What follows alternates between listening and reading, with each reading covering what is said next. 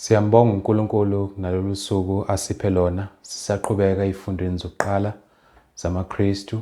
Namhlanje ke suku lesson number 15 la sibuka khona isihloko esithi bakhonza kuliphi ibandla abasindisiweyo. Bakhonza kuliphi ibandla abasindisiweyo.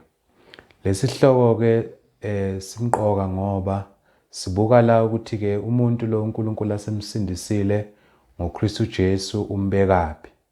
Siye sabona kwisifundo ezedlule ukuthi abasindisiweyo uNkulunkulu kunendawo ababeka kuyo. Igama elivelile la ukuthi ibandla.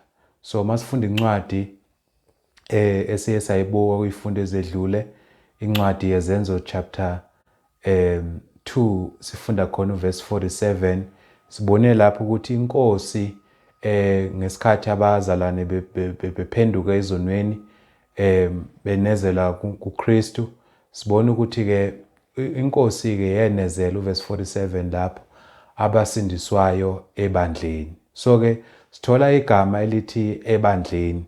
So namhlanje ke sifuna ukuhlolisisa imbhalo ukuthi iliphi ibandla leli iNkosi enezela abasindiswayo. Emhlabeni esiphila kuwo kukhona amabandla amaningi ahlukene ngendlela ezahlukahlukene ngegama, anamagama ahlukahlukene futhi anezimfundiso ezahlukahlukene. Uma uzwa kuthiwa ke laba bantu bakhonza uNkulunkulu ngoKristu, balandela uKristu, kodwa ke banamagama ahlukahlukene, banemfundiso ezahlukahlukene. So kumhlaba ke siphila kuwo kuthiwa ke laba bantu bangamahlelo noma denominations. Laba bantu bathi ke balandela uNkulunkulu. So sifuna ukuhlola ke la embhalweni ukuthi iBhayibheli lithini mayelana nebandla. Lithini iBhayibheli malikhuluma ngebandla elifundiswa yizwe. Ngoba thina sifisa ukuthi sithokozise uNkulunkulu, sifisa ukuthi konke sikwenzayo sikuthole embhalweni. Sifisa ukwazi ukuthi uNkulunkulu ufundisana. iBhayibheli ke maselihlolisisa selibuka lifundisa ngebandla elilodwa. iBhayibheli lifundisa ngebandla elilodwa.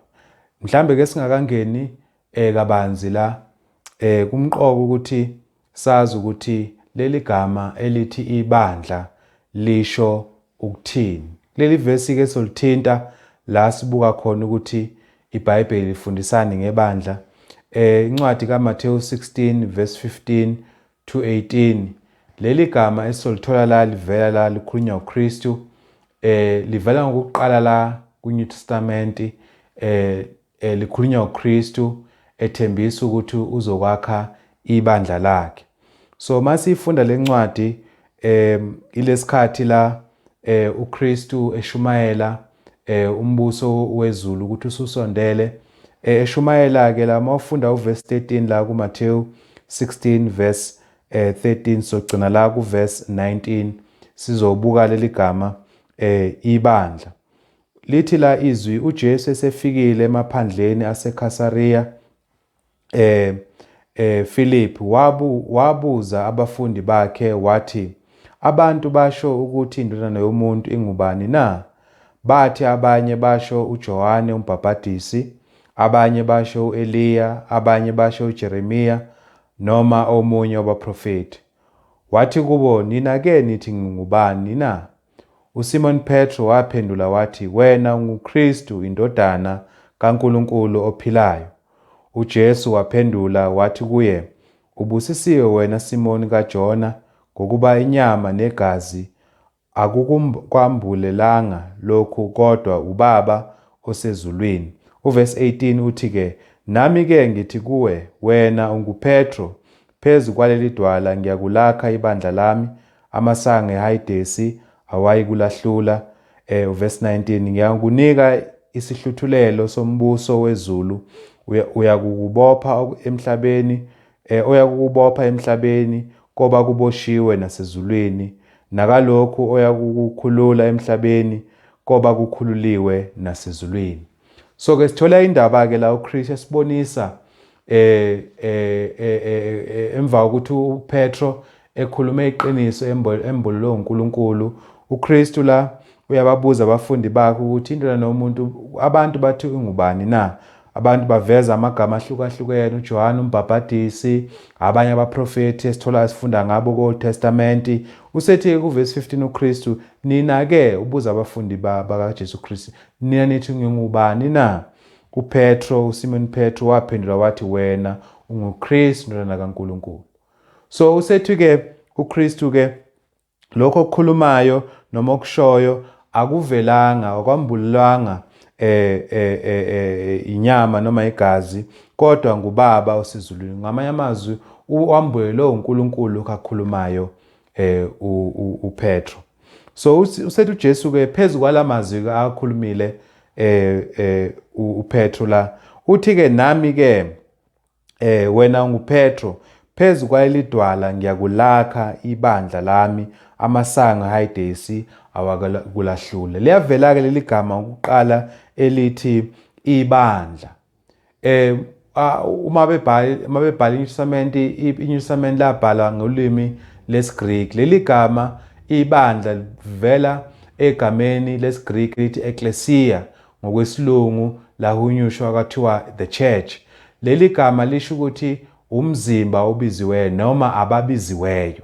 So uthi uKristu-ke uzokwakha ibandla lakhe, kuvela a singular word. Ngamanye amazwi akazi kwakha amabandla, uzokwakha ibandla lilodwa. Siveza la embhalweni ukuthi umqondo webandla uNkulunkulu uzokwakha ngoKristu Jesu ibandla elilodwa, futhi leli bandla elikaKristu Jesu. Esikutholayo futhi la ukuthi amasango eHadesi awayikulahlula. Le ndawo okuthiwa eHadesi indawo yabafileyo. Ngamanye amazwi uKristu uthi-ke ukufa angeke kwalahlula ibandla, ngeke kwaliqeda ibandla lelazolakha uKristu Jesu. So-ke siyathola-ke la ukuthi-ke uKristu wathembisa ukwakha ibandla lakhe elilodwa. Akathembisanga amabandla amaningi njengoba egcwele emhlabeni. So kusho ukuthi esikubona ezweni akusikho yilokho okufundiswa izwi likaNkulunkulu la ezweni. uNkulunkulu ngoKristu Jesu wayethembise ibandla elilodwa. Esikutholayo la njengoba ngifunda uverse 19 sithola umqondo ukuthi ibandla leli elizosungulwa liwumbuso kaNkulunkulu, ngoba useyaqhubeka uKristu la usethi-ke ekhuluma kuPetro, ngiyakunika izihluthulelo, ngamanye amazwi ngiyokunikeza igunya lokuba uvule umbuso wezulu, uvule ibandla. So sinomqondo-ke la ukuthi-ke ibandla nombuso kaNkulunkulu sikhuluma ngento eyodwa. So uNkulunkulu wayethembise noma uKristu wayethembise ibandla elilodwa, wayethembise ini umbuso owodwa. Namhlanje kugcwele imibuso eyahlukahlukene, inezimfundiso ezahlukahlukene, inamagama ahlukahlukene. Akusikho yilokho uNkulunkulu ayikhulume ngakho. Thina-ke sifuna ukwazi ukuthi lo muntu osindisiweyo ngentando kaNkulunkulu, ngendlela uKristu asho ngayo, uKristu umbekaphi. Sibonile lapho ukuthi kwincwadi yezenzo 2 verse 47 ukuthi abasindisiweyo iNkosi iyabanezela ebandleni, iyabanezela ebandleni. Nalapho kukhulunywa in singular kusho ukuthi kukhulunywa ngento eyodwa, akukhulunywa ngamabandla. Mhlawumbe omunye umuntu angathi lento siyayikhulumela nje ngoba lo khulumayo uyayithanda lento. Lo mqondo ukuthi masifunda izwi likaNkulunkulu sifunde njengalokhu izwi likaNkulunkulu lisho kumqoka, ngoba sukela endulo uNkulunkulu mayekhuluma ekhuluma exactly, efuna ukuthi abantu mabebuka umbhalo bewuchaza umbhalo bawufunde exactly njengoba ushilo umbhalo kaNkulunkulu. Mawufunda la encwadini yeprofeto la kuprofeta ngoKristu Jesu ukuthi uzozalwa enzalweni kaAbraham, uPaul uyakhuluma ngale ndaba. Uma ufunda incwadi kwabaseGalatia chapter 3 verse 16, uPaul la ukhuluma ngencwadi kaGenesis chapter 22 verse 18, lapho uAbraham ethenjiswa ukuthi kwinzalo yakhe umhlaba izwe lonke lizosindiswa. uPaul useyichaza-ke le ncwadi ukuthi uNkulunkulu wayithini lapha kwiGenesis chapter 22 verse 18. Masifunda la uPaul uthini na uverse Galatians chapter 3 uverse 16. Manje ke isithembiso sanikwa uAbraham nenzalo yakhe, akasho ukuthi ezinzalweni kungathi ngeziningi, kepha kungathi ngeyodwa, ukuthi nasenzalweni yakho enguKristu. Useyaveza ukuthi uma uAbraham kukhulunywa le ndaba kuye ukuthi umhlaba uzobusiswa ngenzalo yakho, wayekhuluma ngayiphi inzalo? Le nzalo, le seed okukhulunywa ngawo la uKristu Jesu. Useyaveza uPaul ukuthi kwakukhulunywa ngoKristu Jesu. Esikubonayo futhi la ukuthi uPaul uyakuveza ukuthi kulesa siprofetho esakhulunywa nguNkulunkulu kuAbraham ukuthi kuzovela inzalo. Ngamanye amazwi umhlaba uzobusiswa ngenzalo yakho. uNkulunkulu wathi inzalo, akakhulumanga ukuthi izinzalo. Akakhulumanga in plurality. Ukhulume ngegama elilodwa. Ukhulume ngani? Ngenzalo eyodwa, which is uKristu. Sibona ukuthi ke ababhali beNtestament, uMoya Engcwele uma ehola uPaul ebhala la, uveza ngokusobala ukuthi kumqoka ukuthi masibuka igama elivela embhalweni silibuke njengoba lisho. Kwakuthenjiswe one seed, kwakuthenjiswe ini? Inzalo eyodwa, one seed. So nebandla esikhuluma ngayo, mayithi uKristu ngizokwakha ibandla, ukhuluma ngento eyodwa, ukhuluma ngebandla elilodwa, hayi amabandla amaningi. So siyathola ukuthi umbhalo kuveza ngokucacile ukuthi uma sibuka izwi leNkosi fanele silibuke njengoba lisho. Uthe uKristu wakhe ibandla elinjani? Elilodwa, uzokwakha ibandla lakhe. Esikutholayo la ukuthi ke uNkulunkulu ngoKristu Jesu wakha ibandla elilodwa. Kwincwadi besibukile la esikhulume ngayo mangiqala ngayo izenzo 2 verse 47, sithola ukuthi abasindiswayo ezonweni zabo banezelwa ebandleni elilodwa. Nakhona kuvela umqondo ukuthi ebandleni. Ake ngifunde lencwadi. Ithi u2 verse 47, bemdumisa uNkulunkulu bethandeka kubantu bonke, iNkosi yenezela ebandleni imihla ngemihla abasindiswayo. iNkosi yanezela kuphi? Abasindiswayo ebandleni, hayi emabandleni. So iBhayibheli likhuluma lazi ibandla elilodwa. Futhi uma sibona la ngabantu abasindiswayo, ngabantu abaphendukayo ezonweni, umbhalo ubonisa ukuthi abantu laba abaphendukayo baphendukela noma banezelwa emzimbeni owodwa, one body. Banezelwa emzimbeni owodwa, nakhona singular, kusho ukuthi umzimba uma umuntu esindiswa unezela emzimbeni owodwa. So buka kumbhalo uthini la mawukhuluma ngombhalo. Ake sifunde la incwadi abaseKorinte uchapter 1, sifunda khona la uverse chapter 12, sorry, 1 Corinthians chapter 12, sifunda khona uverse 12 to 13.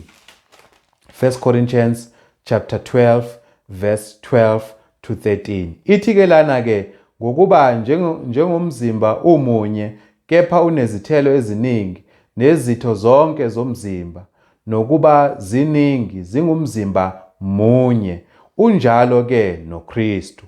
Ngokuba ngamoya munye thina sonke sabhaphathizwa sibe mzimba munye, noma singabaJuda noma singamaGreki, noma sizigqila noma singabakhululekileyo, thina sonke saphuziswa moya munye. uPaul uveza ukuthi ke ababhaphathisiwe abathe basindiswa ezonweni zabo banezelwa emzimbeni munye okumzimba kaKristu. Useyaveza kuverse 12 ukuthi umzimba kaKristu unezitho ezahlukahlukene. Ngamanye amazwi wakhiwe amamember akha umzimba kaKristu okulibandla. So sithola ukuthi ke umzimba lo uwodwa, there's only one body. Uma uPaul ekhuluma nabazalwane base Efesu uyakuveza lokhu eveza ngoKristu ukuthi uKristu unomzimba owodwa. Masifuna la kuncwadi yabaseEfesu uchapter 1 uverse verse 21 sigcina la kuverse 23 abase-Efesu sifunda la uchapter 1 sizofunda khona uverse 21 sigcina la kuverse 23. Ngaphezu kwakho konke ukubusa negunya namandla nobukhosi namagama onke aphathwayo kulelizwe lodwa kepha nakulo elizayo, wakubeka konke phansi kwezinyawo zakhe, wamisa abe yinhloko phezu kwakho konke kulo ibandla, elona lingumzimba wakhe, ukugcwala kwakhe ogcwalisa kukho konke. Sibonisa la isenzo sikaNkulunkulu ukuthi uNkulunkulu wamnikeza uKristu amandla onke, wamnikeza konke, wakubeka konke ngaphansi kwezinyawo zakhe. Ngamanye amazwi uKristu ubusa konke ngokunikezwa uBaba ezulwini. Usethi-ke futhi wakubeka konke phansi kwezinyawo zakhe, wamisa waba yinhloko phezu kwakho konke kulo ibandla. So uKristu uyinhloko yebandla. Futhi usethila elona lingumzimba wakhe. So ibandla nomzimba kaKristu into eyodwa. Sibonile ngalo ukuthi uma sibhabhadiswa sibhabhadiselwa emzimbeni munye kaKristu. Sibona futhi nala ukuthi ibandla nomzimba kaKristu into eyodwa. Nala kukhulunywa in singular. Kuthiwa wakubeka konke kulo ibandla lilodwa, ibandla elibusa uKristu. So bonke abantu ababhabhadisiwe banezelwa ebandleni, bathobela uKristu, bangamalunga kaKristu. So akukwazi ukuthi umuntu obhabhadisiwe walayela uKristu bese eba nemfundiso ehlukile kunale uKristu amyale yona. So akasesiyona-ke ingxenye yomzimba kaKristu ngoba phela sithobela inhloko, sithobela lo osiphethe kuKristu. So akwazi ukuthi-ke uma semzimbeni kaKristu bese siba nesifundiso sahlukile kunalesi kaKristu. So njengoba ngikhulumile ukuthi maningi amabandla, miningi imikhosi, miningi imizimba egcwele la emhlabeni, efundisa imfundiso ezahlukene ezingahambisani nalokho okushiwo uKristu. So uwodwa umzimba kaKristu yilo othobela intando kaKristu. Masifunda la incwadi yabaseEfesu u4 verse 4, uma Paul ekhuluma ngobunye okufanele sibulwele, uyaveza izinto ezibekwe uNkulunkulu zizinye zingeziningi. Usethi-ke la uverse 4, munye umzimba. Sibonile ngathi umzimba kaKristu, munye umzimba. There's one body, there's one church. uNkulunkulu wakha ibandla elilodwa, akakhanga amaningi. Usethi-ke la mayiqhubeka, munye umoya. There's only, sinikeza umoya owodwa, umoya kaNkulunkulu. Mawufunda ngale ku 1 Corinthians 12 uverse 13 sibonile ukuthi uma umuntu ebhabhadiswa unikezwa umoya munye, umoya kaNkulunkulu. Saphuziswa umoya munye, sithole umoya yena abaningi abanye umoya. Sibonisa ukuthi uNkulunkulu kunezinto azibeke ukuthi siziqonde ukuthi uzibeke zabazinye, fanele sizithobele zinjalo. Usethi-ke futhi la mangiqedela uverse 4 la, njengalokhu nabiza ethembeni linye lokubizwa kwenu. Sabizwa ethembeni linye lokuthola ukuphila okungunaphakade. Sabizelwa emzini munye, ebandleni linye, emzimbeni munye.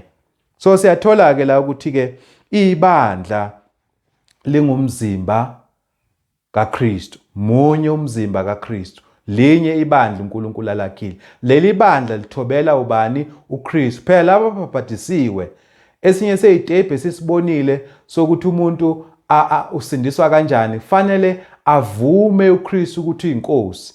Phela uma umuntu evuma ukuthi uKristu uyinkosi, kusho ukuthi uzomthobela, uzoba inkosi yakhe empilweni yakhe. So njengoba nginezelwe ebandleni, ngihlanganyele nalabo abasindisiwe nabazalwane bami, sonke sithobela uKristu layela uKristu.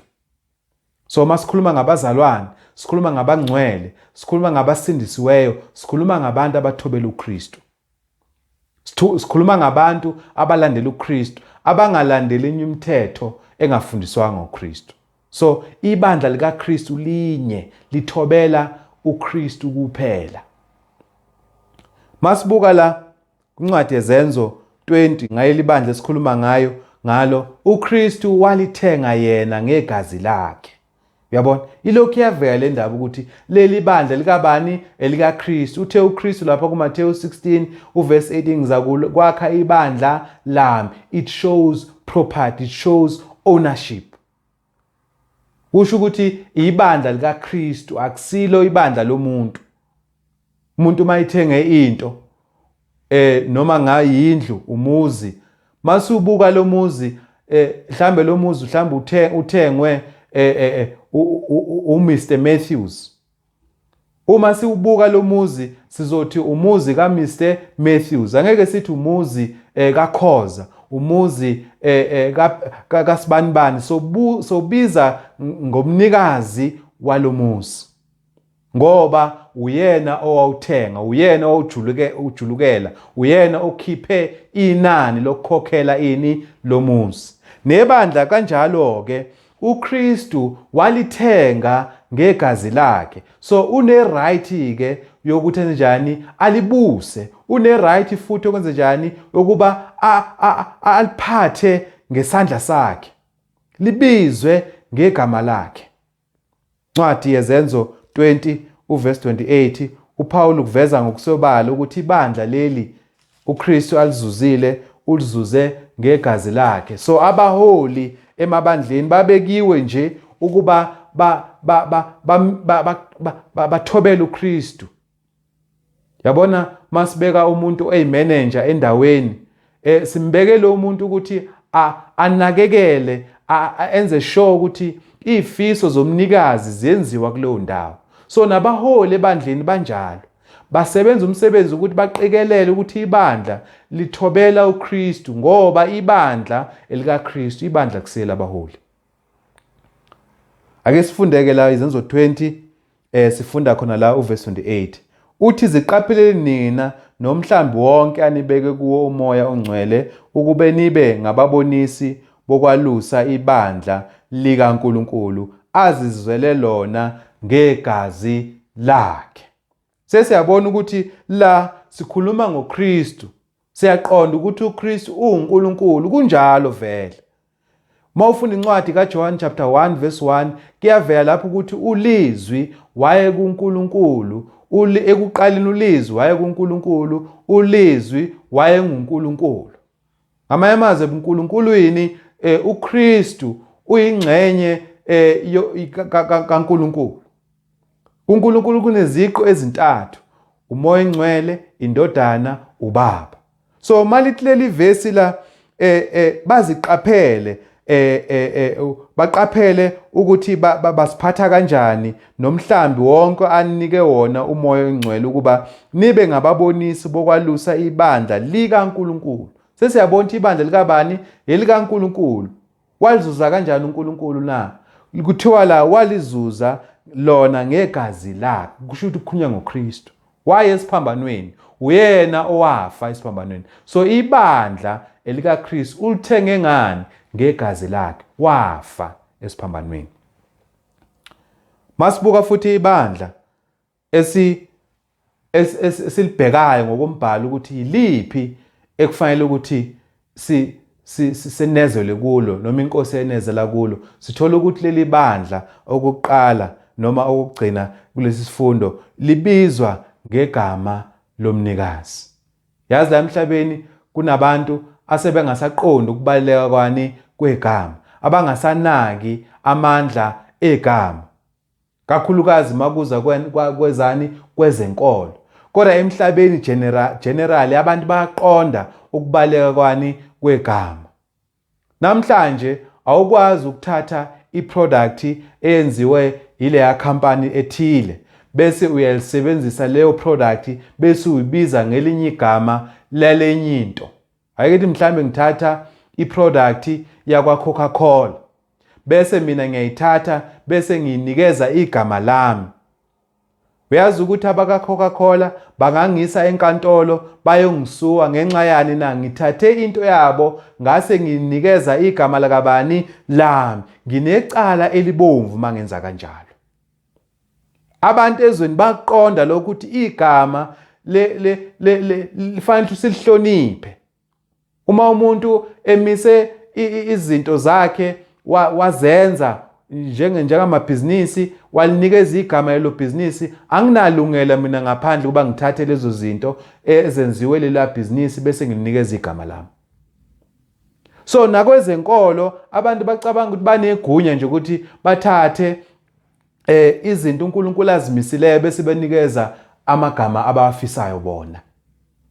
Igama libalekile, igama limqoka ngoba igama lisho ukuthi sibelonga kubani. So uma uNkulunkulu akha ibandla akalenzanga iphutha, akashiyanga nokuncane. Even negama lalo ibandla linikezwe sinikezwe igama elilodwa njengalokho ibandla linjani lilodwa. Uma ekhuluma la umprofeti la kuIsaya 22 uma ekhuluma ngendaba yokuthi uNkulunkulu engasathokozile ngoIsrayeli, engasathokozile ngoJuda, kuvela isiprofeto la ukuthi uNkulunkulu einsukwini ezizayo uNkulunkulu uyokhetha indawo, uNkulunkulu uyosinikeza igama elisha, uyonikeza uIsrayeli igama elisha, nabezizwe bayotholakala khona kule ndawo. Masifunda la kuncwadi kaIsaya 62 uverse 2, uma uIsaya prophet la lingakabi khona ibandla, 1000 of years ibandla lingakabi khona, kuthiwa la isizwe siyakubona ukulunga kwakho namakhosi onke inkazimulo yakho uyakubizwa ngegama elisha eliyakunqunya ngomlomo kaJehova. So nezizwe kuthiwa la nezizwe ziyakubona ukulunga kwakho. Khulunywa la nguNkulunkulu, khulunywa la nguMesiya mayesefikile, kukhulunywa ngabangcwele bawubonakala ezizweni. Bese izizwe zibone namakhosi abone ubukulunga kwabani kukaNkulunkulu khona kulaba bantu. Usethi-ke la uyobanika futhi negama elinjani elisha eliyonqunya emlonyeni kabani wakhe uNkulunkulu. Okusho ukuthi leli gama lebandla alibuyi kubantu, libuya kuNkulunkulu, aliveli kubantu. Uma ekhuluma ngale ndaba uPetro kuthiwa mabangashumayeli indaba kaKristu, mabangaqhubeki befafaza ivangeli kwaIsrayeli. uPetro noJohane baveza ukuthi angeke thina sama noma ngeke sayeka ukushumayela ngoJesu Kristu. Singamane singabathobeli abantu, angeke sithobele thina abantu siphumtha kaNkulunkulu. Sothobela uNkulunkulu noma abantu bathini, sizokwenza lokho uNkulunkulu akushoyo. Uveza indaba ke la uma esekhuluma ngendaba kaJesu Kristu. Isizathu sokuthi kungathulwa ngoJesu Kristu ukuthi alikho elinye igama esinikezwe lona lokuba singasindiswa ngalo. Alikho elinye igama esinikezwe lona lokuba sizibize ngalo ngaphandle kwegama likabani? LikaKristu Jesu. Uma ekhuluma lana ke ku chapter 4 izenzo 4 verse 12 uthi ke lana ayikho insindiso ngomunye ngokuba alikho futhi elinye igama phansi kwezulu eninikiwe ebantwini esimelwe ukusindiswa ngalo. Alikho elinye igama. So angeke simeke ukungashumayeli uKristu Jesu ngoba kulelo gama kutholakala insindiso. So laba abasindisiweyo banikezwa igama elisha. Uthe uIsaya ligama lizovela kubani? kuJehova. Nakho uJesu uzozalwa. Mawufunda incwadi kaMathewu 1 verse 21 ibonisa lapha amazwi abuye kwingelosi aya kuJosefa, lithi ingelosi uza kuzala, khulunywa ngoMaria, uza kuzala indodana, uyiqambe igama lokuba uJesu ngoba nguye okusindisa abantu bakhe ezoneni zabo. Siyabona leli gama likaKristu, igama likaJesu alibuyanga kithina, libuye kubani? kuNkulunkulu. Leli gama lizombathwa yilabo abantu abanjani? Abasindiswayo. Mawufunda ngale incwadi yabaseGalatia 3 ufunda khona uverse 27 kuthiwa uma sibhabhadisiwe simbathe ubani? uKristu. Sinikezwe igama likabani? likaKristu. Igama labantu abanjani? abasindisiweyo. So ibandla ke leli lakhiwe ubani? uKristu. Leli bandla lithengwe ubani? uKristu.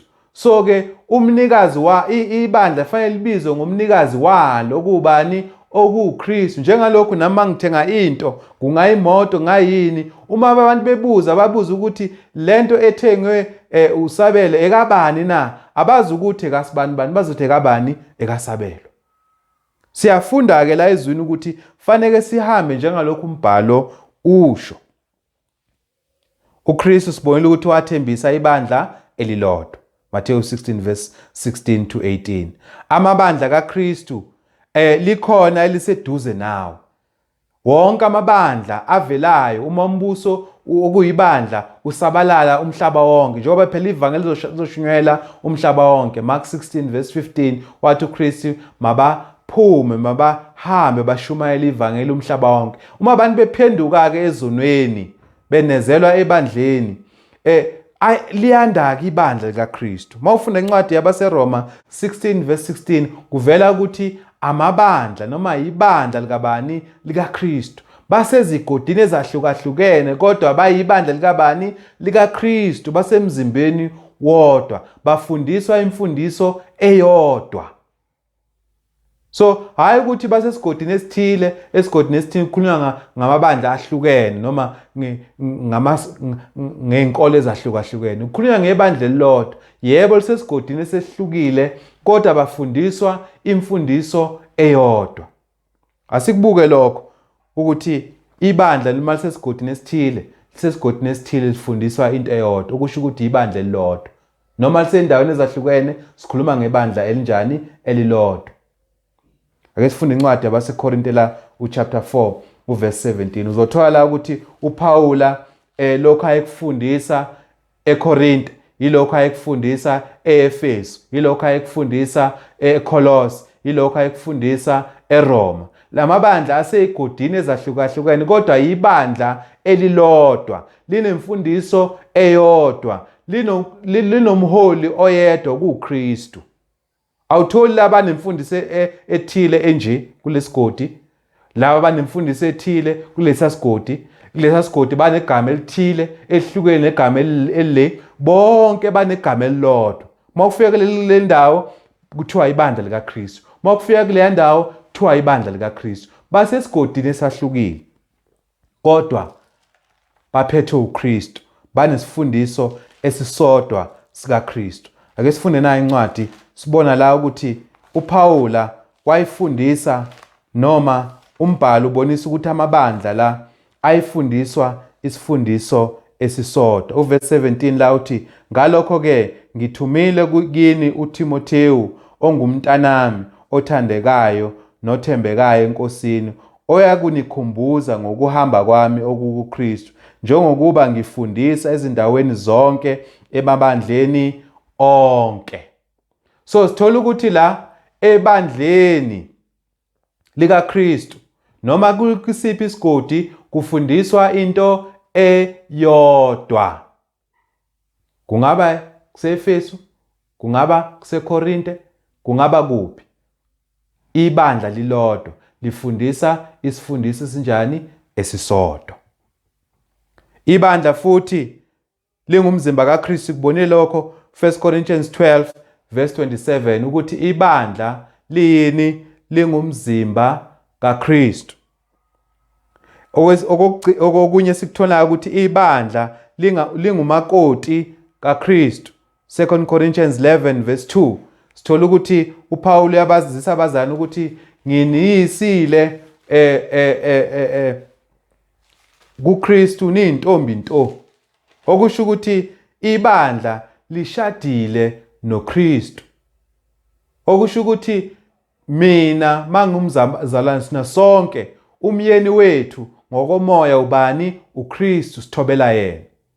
Siyakwazi ke lokho emhlabeni esiphila ukuthi umuntu uma eshadile, uyisifazane, ubizwa ngesibongo sikabani? Somyeni wakhe. Uthatha isibongo somyeni wakhe ngoba useshadile, usenikezwele kwindoda yakhe. Ngamanye amazwi usebuswa yile ndoda yakhe. Nasekukholweni-ke sithe saphuma ebumnyameni, saphuma emandleni kaSathane, sanezelwa kuKristu osengumyeni wethu, sesilalela yena, sesithobela yena. So kufanele-ke sibizwe ngegama lakhe. Uyazi ukuba iphutha uma umuntu ezobiza into edalwe uNkulunkulu ngegama lomuntu. Namhlanje sinamasonto athi amele uNkulunkulu abizwa ngamagama abantu. Angifisi nokuthi ngiwabize, kodwa akhona emhlabeni abizwa ngani? Ngamagama abantu. Sizofunda la u2 Corinthians chapter 11, sifunda khona uverse 2. Uthi-ke ngokuba ngiyanishisekela ngokunishisekela kukaNkulunkulu ngokuba nganendisela endodeni eyodwa ukuba nginiyise kuKristu niyintombi emhlophe. Sithola umqondo la ukuthi ibandla lini lingumakoti kaKristu. Mawufunda incwadi yeSamuel 19 verse 7 to 8 liyaboniswa ababonisa abangcwele. Mawufunda uverse 8 babonisa abangcwele, the saints beyini? Bengumakoti kaKristu. Sishadile noKristu. So sifanele sibizwe ngani? Ngegama likaKristu. Ibandla likaNkulunkulu lithengwe ngegazi likaKristu. Bonela incwadi yezenzo 20 verse 8. So-ke uma sibuka-ke amasonto egcwele emhlabeni wonke, akusukuthi uNkulunkulu akakhulumanga ngalokho. Uma abantu befundisa imfundiso zabo, uma abantu befundisa ekufuna uyibona, akusesiye intando kaNkulunkulu. Uyakhuluma ngalokho uKristu ukuthi sonke isithombe noma isiphi isithombo esingatshalanga ngubaba siyakusiphula. Lamazwi uKristu wakhuluma ngenxa ukuthi kube khona isimo ebesikhona. Ake sifunde ukuthi bekwenzakalani la. Abafarisi basola uKristu ukuthi nabafundi bakhe bagcinanga amasiko oyise babo labo abafarisi. uKristu mayebaphendula uyabonisa ukuthi kuba iphutha uma abantu befundisa imiyalelo yabantu sengathi buya kuNkulunkulu. Akumthokozisa uNkulunkulu esezulwini ukuba sifundise abantu ngemithetho yethu. Siphumile eqinisweni, siphumile ebandleni likaKristu. Asesilona ibandla likaKristu ngoba sesifundisa imithetho yethu. Ake sifundeke la uverse 1. Matthew chapter 15 verse 1. Khona abafarisi nababhali bafika kuJesu bevela eJerusalema bathi, yini ukuba abafundi bakho beqe isiko labadala na? Ngokuba abahlambi izandla nxa bedla isinkwa. Kepha waphendula wathi kubo, nani yini ukuba neqe umyalo kaNkulunkulu ngenxa yesiko lenu na? Ngokuba uNkulunkulu wathi yazisa uyihlo nonyoko, nokuthi othuka uyise noma unina makafe nokufa. Kepha nina nithi oshoyo kuyiso noma kunina ukuthi kungumnikelo lokho ongabe usizwe yikho yimi ngakho. Akayikwazisa uyise noma unina, kanjalo nilenze laba yize izwi likaNkulunkulu ngesiko lenu. Bazenzisi waprofeta kahle ngani uIsaya ethi, lesi sizwe singidumisa ngezindebe zomlomo, kepha inhliziyo yazo ikude nami. Kodwa bengikhonza ngeze befundisa izimfundiso ezimiyalo yabantu. So sithola ukuthi-ke uKristu uyaveza ukuthi ukufundisa abantu nobuyela abantu ngemithetho yethu kuyisono, akumthokozisi uNkulunkulu.